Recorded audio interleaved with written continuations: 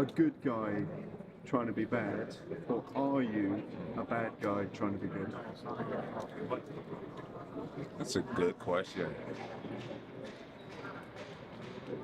I think I am a bad guy that's trying to be good.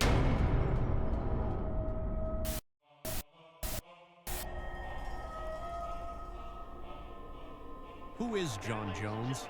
Is he really the greatest MMA fighter of all time, or is he where he is because of Dana White and a little bit of luck?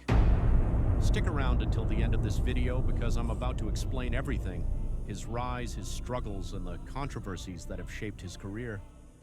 Wait a minute, before we get started, don't forget to leave a like and subscribe if you're a fan of MMA. Now let's get to it. They say the devil works hard, but Jon Jones works harder. Let's take a closer look at how this man, who has been both a hero and a villain in the world of MMA, came to dominate the sport. Jon Jones' journey to the octagon started in the most humble and unexpected of places: his childhood basement. Growing up in an ultra-religious household, Jon didn't have the typical childhood. There was no cable TV, no secular music, and definitely no going out after sunset. But what Jon did have was a small wrestling mat in his basement. He spent countless hours grappling with his two older brothers, Arthur and Chandler, who later went on to win Super Bowls in the NFL. Fighting his brothers, who were literal giants, gave Jon a competitive edge. They say if you can survive with people bigger than you, you can take on anyone. Little did Jon know these daily battles would help him build the foundation for a future as one of the greatest fighters in the world. Jon's wrestling career began early on. In high school, he was already a standout athlete. By 2005, he was the New York State Wrestling Champion, a title that opened the door for him to dream about competing at the NCAA level. Schools like Iowa and Iowa State were interested, but Jon's grades weren't up to par. So he enrolled at Iowa Central Community College. There, he quickly won a national championship in the NJCAA, setting the stage for bigger things. During his time there, he shared a dorm room with a fellow athlete named Joe Soto, who had an interest in MMA. Jon didn't think much of it at the time. He thought MMA was too violent, but the seed had been planted. By the time Jon was in his second year, another wrestler named Colby Covington moved in.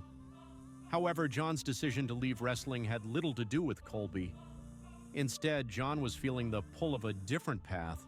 He wanted to become a police officer.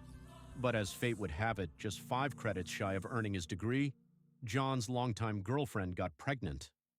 Faced with a new responsibility, Jon dropped out of school, took a job as a bouncer at a nightclub, and got an unexpected message on Twitter that would change his life forever. A guy suggested he check out a local MMA gym in Cortland, New York, called Bomb Squad. Without any real plans, Jon walked in and he later recalled, "It's the honest truth. I didn't have any intention of becoming a UFC fighter, but I just went with the flow." Within 5 months, Jon made his professional MMA debut against Brad Bernard at a Holiday Inn. He knocked Bernard out in 90 seconds, setting the stage for a career that would be as chaotic as it was spectacular. And let's not forget the illegal punch he threw afterward. Jon's idea of fun, not fun for Bernard, but definitely fun for Jon. From there, Jones's rise was swift and almost unstoppable.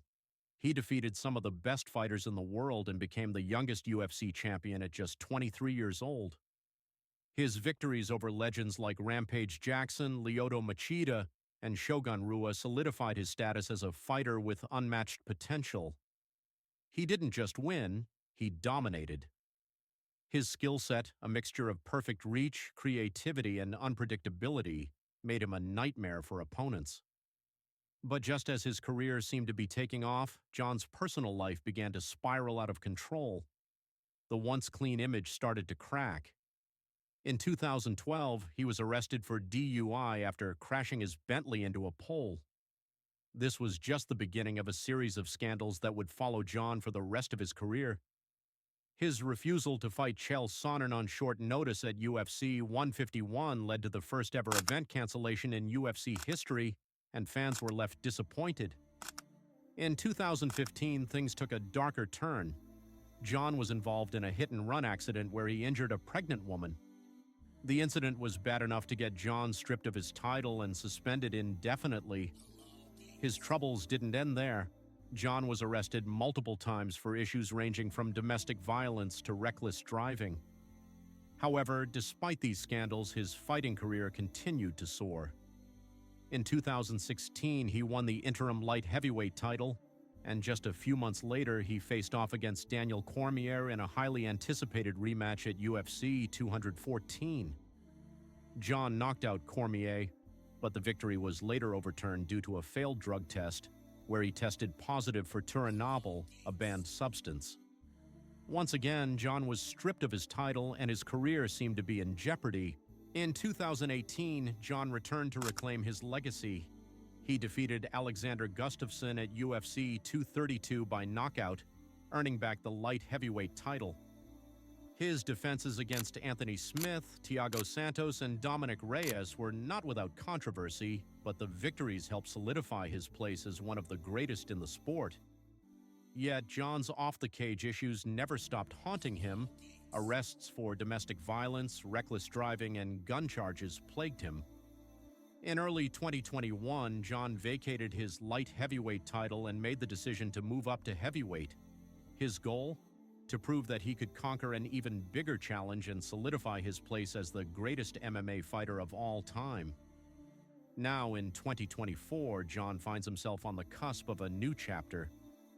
This weekend, he faces Stipe Miocic, widely considered the greatest heavyweight in UFC history. This fight is the ultimate test of Jon's legacy. Win, and he'll be regarded as the greatest of all time, cementing his place in MMA history.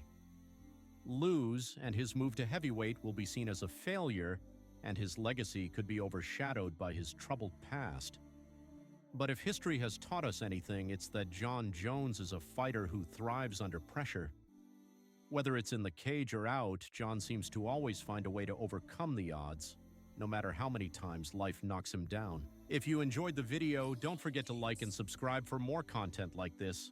Drop your thoughts in the comments. I always read them. See you in the next video.